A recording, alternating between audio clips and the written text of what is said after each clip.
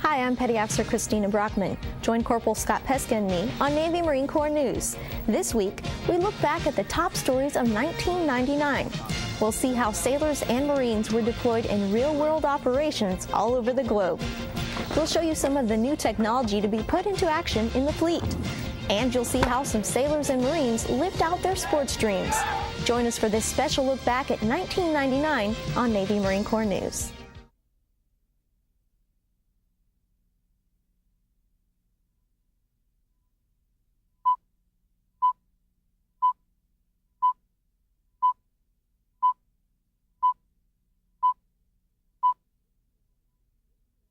This week on Navy Marine Corps News, we look back on the top stories of 1999. We'll see how sailors and Marines deployed in real-world operations all over the globe. We'll show you some of the new technology to be put into action in the fleet. And some sailors and Marines lived out their sports dreams. Join us for the special look back at 1999 next on Navy Marine Corps News.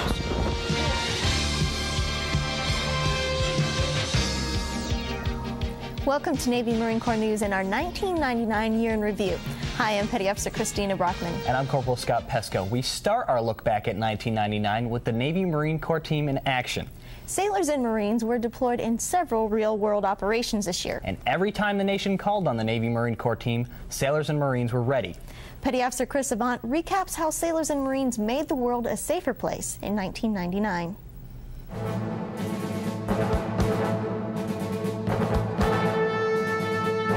Desert Fox, December 1998-1999. President Clinton ordered the attacks on December 16th, the day of Saddam's most recent refusal to comply with UN weapons inspectors. Mr. Clinton said these attacks were necessary to protect Iraq's neighbors and the world. I have ordered a strong, sustained series of airstrikes against Iraq. They are designed to degrade Saddam's capacity to develop and deliver weapons of mass destruction, and to degrade his ability to threaten his neighbors. At the time of the attack, 16 ships were at the tip of the spear in the Gulf, their forward presence giving the commander-in-chief the flexibility to mount a swift attack. These ships were joined by 97 aircraft and more than 12,000 sailors and Marines, delivering a damaging blow to Iraqi military sites. During the 4 nights of strikes, U.S. Navy ships launched more than 325 Tomahawk cruise missiles, and warplanes from Enterprise joined other American and British aircraft to attack almost 100 targets in Iraq. According to the Commander-in-Chief of the Central Command, the mission was a total success. I have reported to Secretary Cohen and General Shelton that I am satisfied that our objectives have been achieved. Allied Force, March 1999. According to President Clinton, our goals as a partner in this NATO action are clear. To seriously damage the Serbian military's capacity to harm the people of Kosovo. In short, if President Milosevic will not make peace, we will limit his ability to make war. They are launching Tomahawk cruise missiles against air defense systems and other strategic targets. Secretary of Defense William Cohen says these targets are specifically selected to support NATO objectives. NATO forces are not attacking the people of Yugoslavia. They are attacking the military forces that are responsible for the killing and the carnage in Kosovo. U.S. Marines go ashore in Greece, June 1999. Sunrise and a green light for the Marines finally to go ashore. A surreal sight on a tiny Greek island, the quickest route into Kosovo. These Marines first on the beach will also be the very first to lead the U.S. convoy all the way into Kosovo. Packing plenty of firepower, Harrier jets, Cobra attack helicopters, and the Apaches flew into Macedonia today. Maps are being put to memory. Terrain that could hide an enemy hoping to target American forces will be tackled by artillery. After a dusty day on the road from Greece and a long way still to go for lasting peace, tonight Marines are making camp in Macedonia, ready, waiting for the call to Kosovo. Everyone from the president on down sang the praises of the Navy Marine Corps team for its performance in Iraq and Kosovo this year. But sailors and Marines did more than keep peace in 1999. They deployed all over the globe to assist countries that suffered natural disasters.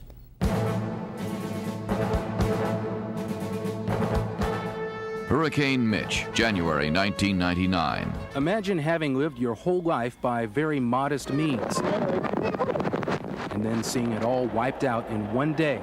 by a natural disaster. That's the plight still facing victims of Hurricane Mitch in the small Central American nation of Honduras. We're happy to come down here and do what we could. We wish we could do more than we are actually doing, though. And what these Seabees have been helping out with is clearing roads and rebuilding bridges washed away by Hurricane Mitch's destructive force. This right here is the main road for transportation for the coffee farms that are on top of this mountain. And without these roads, they can't get their product down. So. The excess rain dumped on Honduras also caused many rivers and streams to overflow, creating even more hazards. Again, the Seabees went to work. We're building a channel from the shed straight down through the stream bed down to the road, and we're basically going to route the river straight through here and build a levee system on both sides. Seabees and Marines were sent to Honduras as part of Joint Task Force Bravo in early November of last year. Since then, they've removed tons of water, mud, and debris and rebuilt bridges and roads. The Seabees have also constructed base camps for the Joint Task Force Bravo units deployed there. But they say the most important aspect of their mission is to help rebuild hope. Earthquake in Turkey, September 1999. The earthquake struck in the night, catching most Turks asleep, changing the town and the survivors' lives forever. I lost my friends. I lost them. That's very bad. Help from around the world is assisting the Turkish government meet the 600,000 homeless Turks' basic needs of food, clothing, and hard-to-find shelter. The Turks are grateful for all the efforts, including those of Marines and sailors from the 26th Marine Expeditionary Unit. It's fulfilling. It makes you feel like you're doing something, helping other people out. And it's a real life situation, you know. These people actually need help, and we're here to do it. On moment's notice, we were here. I feel really good getting to help these people out in their time of need. Recovery from this tragedy will not be easy, but the help from Marines, the Turkish people's resilience, and time will make it possible. Hurricane Floyd, September 1999. The Navy's rescue efforts didn't end once the storm passed by. Sailors from Helicopter Combat Support Squadrons 2 and 6 teamed up to rescue hundreds of North Carolina residents from flooded areas in the days after the hurricane. In the last 7 hours, you rescued 60 people to higher ground. Some were in the water, some were on dry land. That's a great feeling. These sailors rescued nearly 800 residents in 4 counties and provided food, drinking water, and medical supplies to the stricken area. Once again, sailors and Marines came through to help out those in need. 1999 was a busy year operationally, but sailors and Marines also received some good news that will make our personal lives a lot better. We sure did. Next month, we get the first of 2 pay raises scheduled for the year 2000. Petty Officer Nico Melendez broke that news in October. President Clinton visited the Pentagon last week to sign legislation that gives sailors and Marines high hopes for the next century. Today should be a proud day for men and women in uniform, not only here in this audience, but all around the world. Time and again, they have all delivered for our country. Today, America delivers for them. With those words, the president announced the 4.8% pay raise he signed into law. In addition to the pay raise, the year 2000 Defense Authorization Bill targeted pay table reform for mid-level NCOs, petty officers, and officers, retirement reform essentially eliminating the Redux program, ups re-enlistment bonuses from a cap of $45,000 to $60,000, and implements new special and incentive pays. The pay raise is an important step in maintaining the highest quality force. We have, as the chairman has just indicated, the most skilled, the best trained, the best equipped people in the world. It's also clear to us that we have to recruit and retain the best people and provide them with a sound quality of life if we're going to remain a dominant force for good. The president said America's military men and women deserve the best. It's about patriotism, not partisanship. It's about putting the people of our armed forces first. Sailors at the bill signing were quite enthusiastic about the changes. The pay raise is really nice, but the retirement package is just absolutely wonderful. Sailors and Marines can expect to see these changes in their pay after the first of the year. A pay raise wasn't the only thing sailors and Marines had to be excited about this year. The announcement of the Navy College program meant that many more sailors will have the opportunity to further their education while on active duty. Petty Officer Kathy Thomas has more.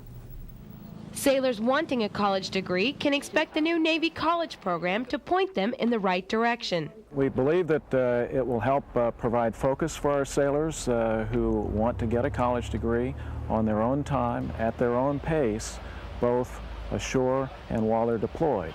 Chief of Naval Operations, Admiral Jay Johnson, says the time is right for an enhanced college program. Well, we're starting it now because, one, the technology, for instance, is going to allow us to do it in ways that we've never been able to before, and two, because the Navy, the men and women in the Navy, say education inside the lifelines of the Navy is very important to them. As part of the new Navy college program, the Navy is working with colleges and universities to develop degrees based on Navy ratings and then provide sailors with roadmaps to follow for their degree regardless of their duty station. It will build on the existing Service Members Opportunity College Navy, or SOCNAV. Recommended credits for Navy training and work experience will be tracked on the Sailor Marine American Council Education Registry Transcript, or SMART. New recruits and sailors graduating from service schools will automatically receive a summary of recommended college credit earned. Fleet sailors can request their transcripts from their local Navy College Program Office or from the new Navy College Center in Pensacola. For more information on the Navy College Program, visit your local Navy College office or check out the Navy College Center's new website. Petty Officer Kathy Thomas, Navy Marine Corps News. So far, a lot of great news in 1999 for the Navy and Marine Corps. But we've just scratched the surface. Coming up next, we'll see some of the new technology the Marine Corps will be using in the next millennium. And the last science expedition to the North Pole. Stay with us. Life. You're born, you're all potential, like a blank slate. Fill it any way you want. You're like a lump of clay that can be molded into anything. Fill up your life. Just keep drugs out of it, huh? It's a life or drugs situation.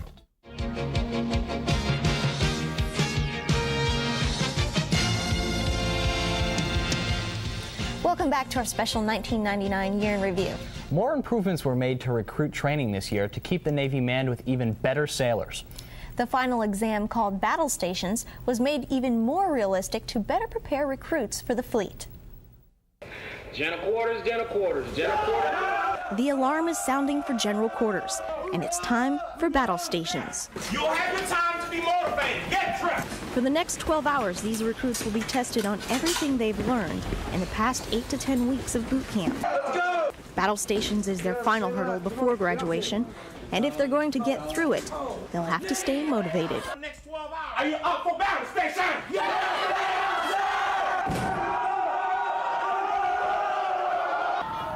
The first event brings the recruits right to the battlefield. The object, get their shipmates to safety. It hurts so bad. We don't know what's coming up. We don't know nothing about the situations coming up. We don't know. All we know is that we're going to be running a lot and we're going to be up all night. Next stop was a ship. Well, kind of. Recruits had to climb the brow of USS Marlinspike and get it underway. There was a sailor for every critical role. Let's go, come on. And once they were underway, it was time to prove they could bring the ship back to shore. Go. Now, a few hours into Battlestations, I wondered if these recruits were still motivated. It's a lot of fun, but it's challenging at the same time. And it's good to see all my shipmates coming together and working as a team and staying motivated throughout the night, even though it's very late and we haven't got a lot of sleep. Speaking of sleep, some may have been hoping for a casual stroll to the next event.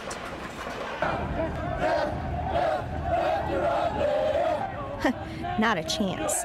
They did, however, get a refreshing jump in the pool, where the recruits demonstrated their ability to survive in the water and use life-saving gear. Going to the classroom is one thing, but actually participating in it is another. The final test of Battlestations is going one-on-one with an actual fire. They don the proper gear and move quickly to put out the flames. And finally, it was time to run for the last time as recruits. Come on, get up there. The moments before graduation were filled with emotion. So much relief. I've finally done something I know both my parents will be very proud of. It took about 10 weeks of basic training, 12 hours of Battlestations, but now they can finally call themselves sailors. I feel so much pride, and I have so much emotion, I don't know how to explain it. There's a lot of hard work, but in the same respect, I can't believe it's over already. It seems like I can remember just getting on the bus. It became something that I will cherish for the rest of my life. I will always think of this, and I will always remember my shipmates for it. Because if it wasn't for them, I wouldn't be here right now. Battlestations was really impressive. It tested recruits on all the training they received in boot camp. Marines at Camp Pendleton began training for future conflicts with a new Marine Corps weapon in August of this year. Petty Officer Miranda Williams of our San Diego detachment was there and filed this report. 3rd Battalion 1st Marines recently fired the Marine Corps' first Javelin Command launch unit on a tank since the weapon's enlistment into their Marine ranks. The Javelin is the Marine Corps' first fire-and-forget anti-armor medium-range weapon system, and 3-1 Marines are impressed. It's something new. It's a little more high-tech than what we've had in the past. And with my Marines, I know they're real excited about it because we're actually the first unit that's actually going to get to use it. What Javelin does is it becomes our new medium-range anti-armor weapon system. It's got significant capabilities over its predecessor, Dragon. It has over twice the effective range. Dragon does have limitations in effectiveness against armor threats, whereas Javelin is effective against any known or projected armor that's out there right now. Marines who fired the weapon say it surpasses their expectations for performance and safety. The Javelin has a 2,000 meter range as opposed to the Dragon, which is 1,000. Also, the Dragon, you have to physically sit there after you launch it for upwards up to 11 seconds while you're tracking the target still. And with the Dragon, it just kicked up so much dust and debris as soon as you launch the thing, and plus it's so loud, almost everybody on the battlefield knows exactly where you are. With the Javelin, everything for tracking is done prior to lock-on. As soon as you launch it, you just drop it out of your shoulder, take the launch unit off and run. I think it's an outstanding weapon in the Marine Corps. We're really lucky to get this weapon. It's such an advancement. It's going to give us that extra edge on the battlefield. 3-1 are the first Marines to get the Javelin, but by the year 2002, all infantry Marine battalions will have the weapon.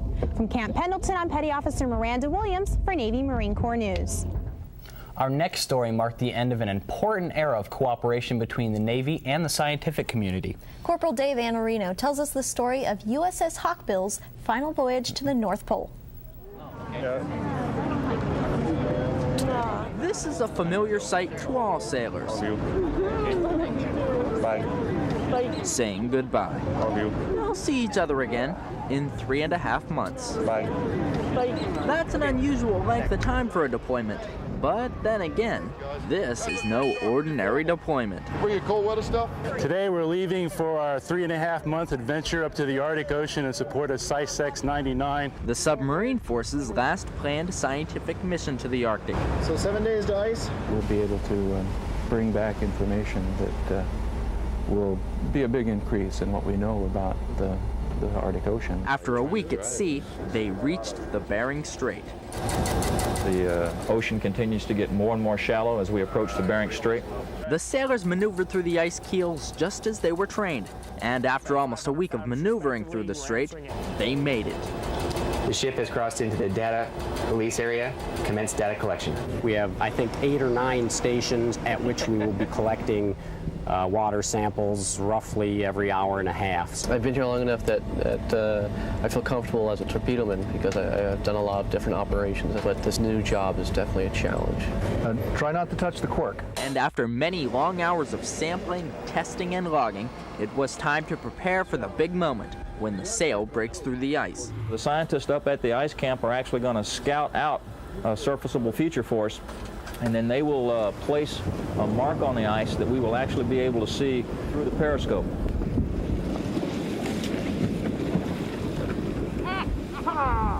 After the sail broke through, scientists and Navy officials were escorted on board. And with another successful mission under its belt, USS Hawkbill went back under the ice in search of more answers to the mysteries of the ocean. The Hawkbill was decommissioned in August after 30 years of service to the Navy. Bravo Zulu to the many crews of the Hawkbill. You don't want to miss our next segment. Find out how some sailors and Marines had their dreams come true right after this.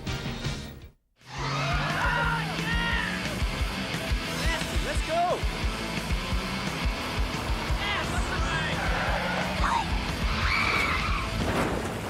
Speeding can give you a ride you'll never forget.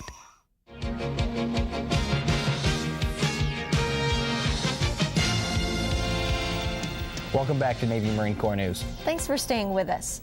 It's been a busy year for sailors and Marines, but our actions haven't gone unnoticed. Several professional sports organizations showed their appreciation by inviting a few sailors and Marines to live out their sports dreams.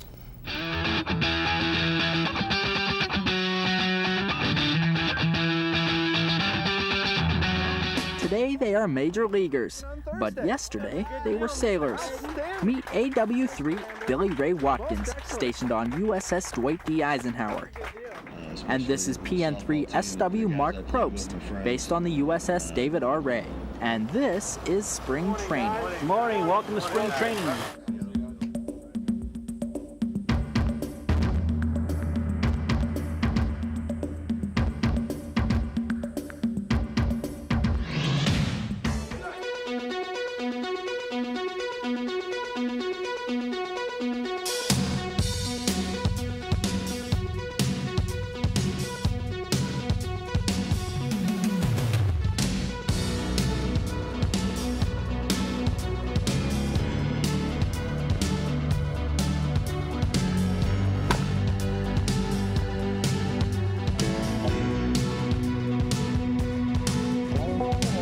Say your prayers here, Bill. I need to, huh? Here we go.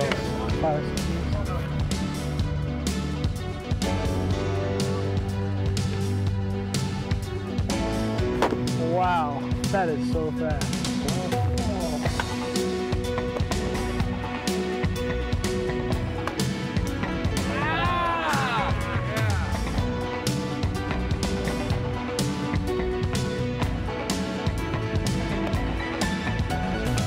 I don't think he thinks it's as easy as he thought it was.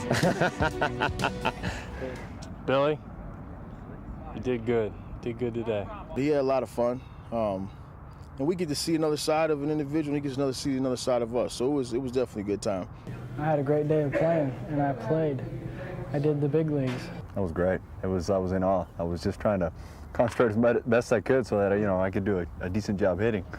But just watching those guys, unbelievable. I had an awesome time, amazing time. This is Petty Officer Odetta Johnson Shepard, but her friends call her KJ.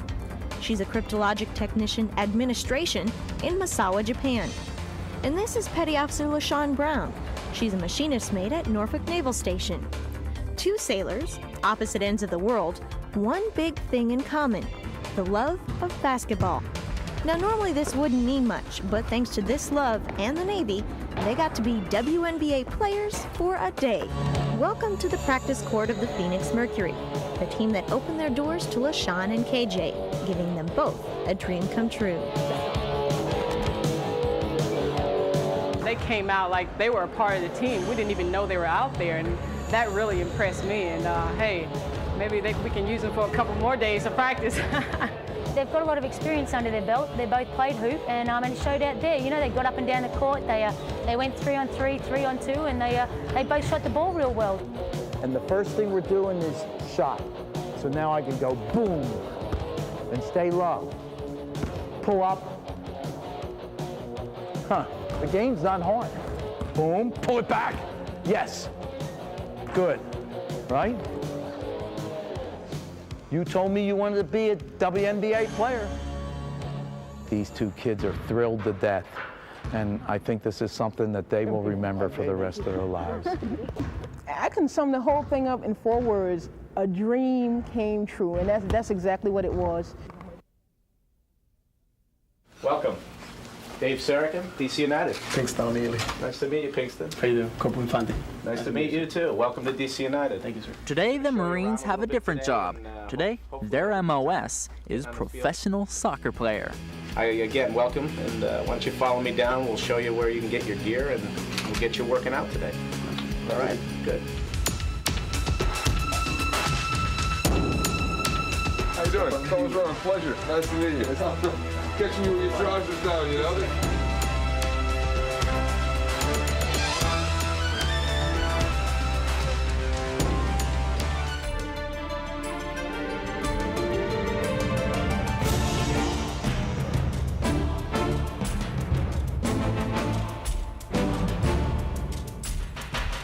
don't think too many of us do too well in the Marines. We can't quite get with it, so we probably be doing push-ups all day. Yes, yes, yes. You guys know what it's all about.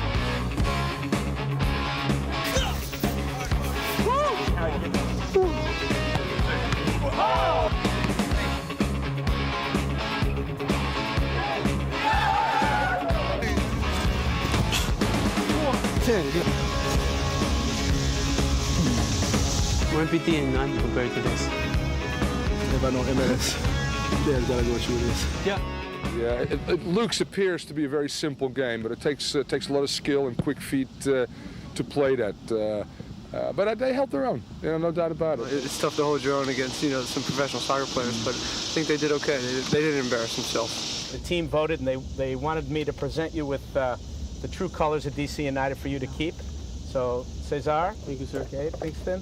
Thank you. Congratulations. Wear it proudly. Always. Thank you, sir. And continue to be DC United supporters, and we're supporters of you guys. And now their day was complete, and Cesar and Pinkston's time had come to pack up and say goodbye. Anybody who get an opportunity like this, it's a moment to be cherished. It's a pretty good moment to be cherished. What a blast it must have been to be a professional athlete for a day. I'm sure it's something they'll all remember for the rest of their lives. Well, thanks for joining us for our special look back at 1999. It's been a successful year for sailors and Marines, and we hope 2000 is even better for you. If you have any questions or comments, feel free to drop us an email. That address and our phone number will be up again at the end of the show. Before we leave you, though, we'd like to say BZ and thank you to all the units and organizations that have allowed us to tell their story. We leave you this week with a behind-the-scenes look at Navy Marine Corps news and how we put together our show each week. Take care and happy holidays.